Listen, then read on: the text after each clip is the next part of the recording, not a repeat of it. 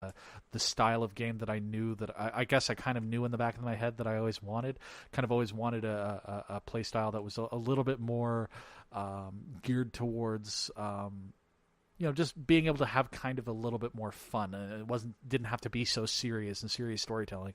And the McElroy brothers kind of showed me through their podcast that you can do that and you can have a good time with it. Another podcast that I listened to that's a D&D real play, which I highly recommend, is not another D&D podcast. It's a Headgum podcast. It's just already a beautifully told story. It's not exactly the same tone of comedy, but certainly just as entertaining and just as wonderful. And I really, really enjoy them. I guess this is kind of the shout out zone for different podcasts right now, because that's what I'm geeking out about right now, guys. I want to send some love over to the Retrograde podcast. I think I've talked about the Retrograde on this show before. Mikey Aaronworth and his buddy Andrew Bascom, they just reviewed WCW NWO Revenge this past week. I've listened to about half of the episodes so far. I decided to take a pause to try and get this episode in the can, but just always entertaining stuff from those guys. And this week with producer Elliot, the chameleon-like producer of the show, on to discuss that gem of an N64 classic. I haven't gotten to their retrogrades yet, so we'll see how it goes.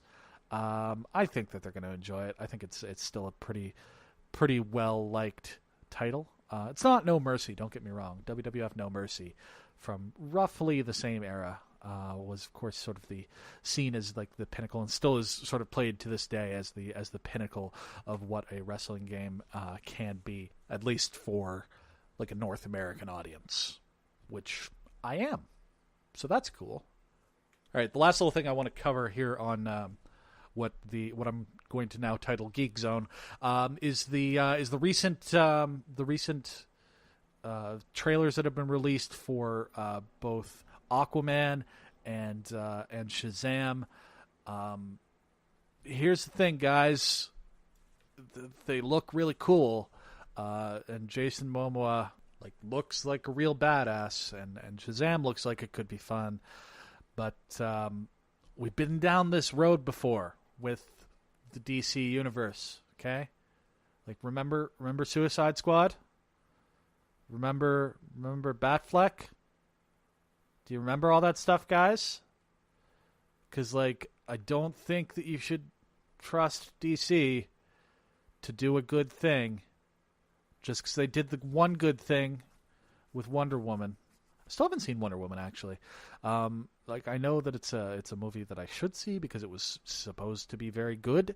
But I don't know. It's just I've got a bad taste in my mouth about DC properties right now. If I were in charge of DC, in terms of their cinematic universe, I'm hitting the reset button right now. I'm saying, okay, we're gonna stop. We're gonna take a second here, take a deep breath, relax.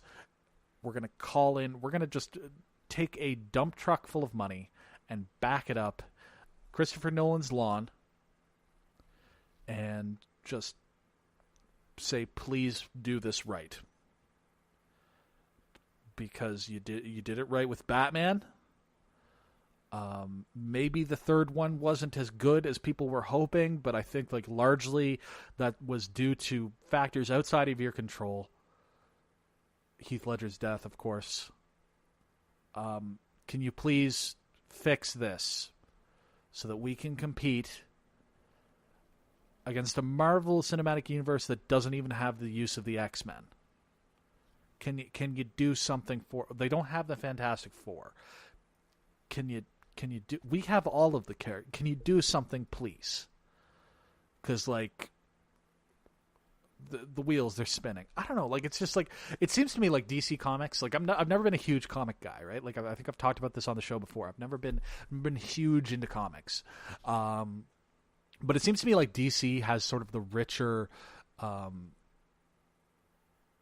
richer opportunity, anyhow, to have a better cinematic universe than Marvel, but they can't seem to get it right. Now Marvel has like, Disney money behind them. Don't get me wrong. Like they're in a pretty good position to dominate. But like it seems like DC could actually knock this out of the park. But every time that they try, it seems to just be a spinning of the wheels. And like part of that is that you kind of have a lot of like a lot of the DC characters were the ones that first had movie treatments before Marvel was ever really able to get itself going. And like once Marvel did get itself going, some of their best characters, some of their most beloved characters, the most well-known characters were kind of taken up because they had signed off the movie rights to the Fantastic Four, to Spider-Man, to the X-Men, to Deadpool, etc. So like you've got DC, who, as far as I know, has maintained all of their properties sort of in-house, but like you see, like I think back to like I tried to watch Smallville, like I tried really hard to get into Smallville. It was like by the time Smallville was done, you know what I mean? Like it was over. I could watch the whole series and really enjoy it. I got about a season and a half in, and like I don't know, like I think back to, I can't remember the character's name, but like Clark Kent's black friend on the show, they're at like a prom or a junior prom or like a semi-formal dance or whatever, and it's the band who did the show's theme music playing the theme song, and like the character's just like, yeah, go, I can't remember the name of the band, but like it's just like, like this, like, oh, look at this, like wink wink nudge to the audience, and it just fell flat for me, and like that was it for me. They also had this like Monster of the Week thing going on, which I'm not a huge fan of in television. Like I just do like at that point in time, like serialized dramas were not the norm, but like they were certainly coming into their own, and like it just felt passe from the word go, you know what I mean? Like it just felt, I don't know, it just felt off. And maybe I'm not being fair, because like you kind of have an opportunity to sort of the Marvel universe is obviously quite serialized. It's obviously quite interlaced and interconnected, and you've got the big Avengers movies to bring everything together from these different disparate areas and disparate parts of the different worlds and the different characters and what they're up to, and like they're able to sort of bring it all together, so you feel like each individual. I mean, okay, here's a funny thing. I'm going to talk about sports a little bit. It's kind of like the reason why I'm more into football, into soccer, over the last few seasons. I've been more into soccer than I have been into hockey, because every single soccer game, every single football game in the Premier League means something to the sort of the bottom line, right? Like you play each other team twice, as a football team. Like I follow Liverpool, and they'll play every other team in the Premier League twice. Then there's separate competitions where they've got cup competitions where they also play teams in their group twice, and then they go on to knockout rounds. They've got in Europe, they've got the knockout sort of straight knockout tournament games in both the Carabao and FA Cups. But every single game means something. Whereas within hockey, you can kind of not pay attention for the first, I'm going to say half to 2/3 of the season, and just tune in to the back half, and you're fine. Those are the games that actually matter. Like it's the build up to the playoffs. As long as and like it's kind of the way that the league is sort of set up, is like you can kind of maintain just sort of the roughly even keel. You're not going to lose every single game. You're not going to win every single game. You might do a little bit better than other teams in your conference, but you're probably going to do okay, batting about 500, and you're probably going to, if you turn on the gas at that point and really make a push for a playoff spot, you're probably going to make the playoffs. You're going to get a chance at the Stanley Cup if you really turn it on in the back half of the season and just sort of coast for the first half. It's it's because there's 80 something games, and it's just like, what does a loss in Boston on a Monday mean when you've got to win in Carolina on the, it's just, I don't know, it just seems Just seems silly. Carolina's not a good pull there. Uh, so what does a loss in Boston mean when you're going to beat Toronto on Friday, you know? And what does that win on Friday mean when you've got another game the following Wednesday? Like, it's just like, it doesn't. So, like, you've got the DC versus Marvel thing of, like, you get the sort of monster of the week television shows from DC, and then Marvel comes in with their own television shows, which are a little bit more serialized. And it's just like, it doesn't feel like I need to watch any individual episode of Smallville, whereas I need to watch every single episode of Jessica Jones in order to understand what's going on. You know what I'm saying? Like, it's just like, there's my weird ham-fisted way of equating sports and comic book movies and television shows. Hope you enjoyed it. We're gonna. This has been the weird ass nerd zone.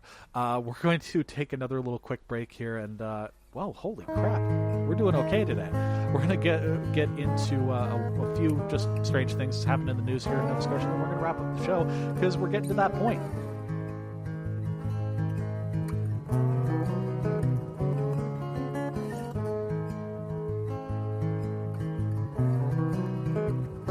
So the Nova Scotia Liberal government had to walk back a memo released by an unnamed bureaucrat from the health department who had ended provincial coverage of children's dental cleanings without actually clearing it with the higher ups.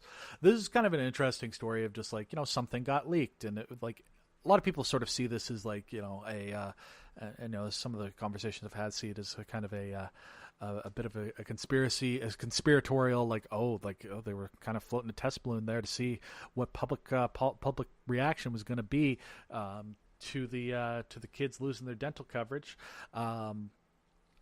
Just, I don't really see it that way. I think this is one of those things that ultimately, if they were going to do it, they just would do it. The Nova Scotia Liberal Party, they're a fair bit away from having to face another election, and this is not something that would follow them to the polls at this point if they really wanted to cut children's dental care. You know, if screwing over the teachers, if screwing over the nurses, if screwing over the film industry in this province didn't cause them to lose their majority, and those were all things that happened a little bit closer to an election than we are right now. You know, honestly,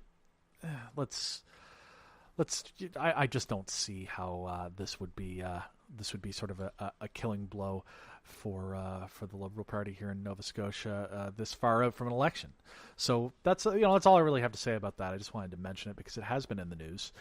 It has been a thing that has been covered. I did have a bit of a rant, locked and loaded, but turns out it was a bunch of nothing, big old nothing burger.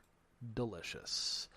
So I've been critical on this show in the past about how Nova Scotia is handling the legalization of cannabis, choosing to go with a already there provincial Crown Corporation, the NSLC, to do the regulated legal sale of pot. Interesting. This week, it's kind of been the Nova Scotia government has had to face off sort of an argument about the actual health and safety of selling pot at the NSLC.